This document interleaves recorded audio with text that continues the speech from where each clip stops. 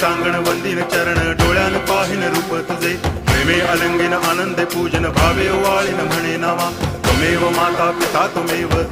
बंधुश्च सखा त्वमेव विद्या करुणं त्वमेव सर्वं मम देव कायेन वाचा मनसेन्द्रियैर्वा बुद्ध्यात्मना वा प्रकृति स्वभावात् करोमि यद्यत् सकलं परस्मै नारायणायति समर्पयामि अच्युतं केशवं रामनारायणं कृष्णदामोदरं वासुदेवं हरि गिरिधरं माधवं गोपिकावल्लभं जानकीनायकं रामचन्द्रं भजे हरे राम